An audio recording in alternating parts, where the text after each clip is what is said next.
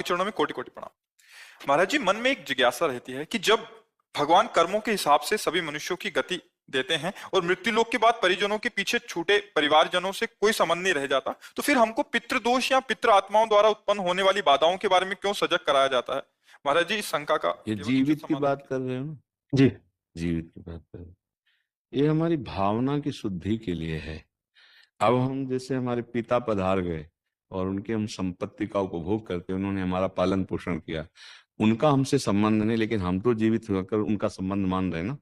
अब हम जब उनको सुकृत दान करेंगे, भजन का, दान पुण्य का, पिंड का, तो जिस योनि में होंगे उनको प्राप्त होगा, वो उनकी उन्नति होगी।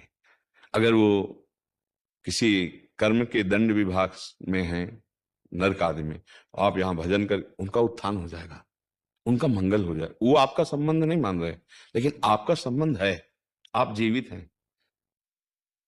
आपका स्थूल शरीर जब पड़ा होता है सैया में और आप स्वप्न देख रहे होते हैं, तो आपका स्थूल जगत और स्थूल शरीर से कोई मतलब नहीं होता, लेकिन मतलब है, जगने वाले को स्थूल से मतलब होगा, होगा ना। ऐसे ही जब शरीर छूटता है तो इस स्थूल जगत का उसका संबंध विस्मृत हो जाता है, लेकिन आपका जागृत है, तो आप उसका कल्याण कर सकते हैं, क्योंकि वो आपका पिता रहा है। उसको पता नहीं है, उस समय उसको ज्ञान नहीं है, लेकिन आपको पता है, तो आप उसका मंगल कर सकते हैं भजन के द्वारा, तीर्थयाटन के द्वारा, पिंडदान के द्वारा।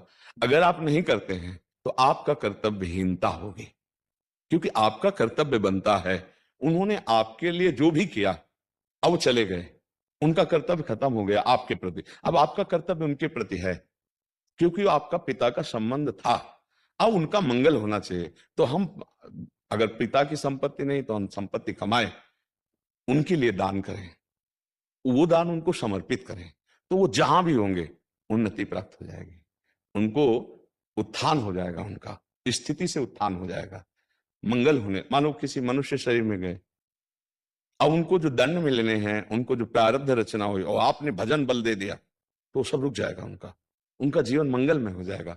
इसलिए प्रथा बनाई गई कि उनका अधूरा कार्य आप पूरा कर सकते हैं, उनको भगवत प्राप्ति करा सकते हैं। आप जब भजन करके भगवत प्राप्त होंगे, संकल्प करेंगे, तो बोले 21 पीढ़ियां तर जाती हैं, 14 आगे की और 7 पीढ़ी की, तो वो तो पिता, उनको तो परम पद मिल ही जाएगा। उनको स्मृति नहीं है,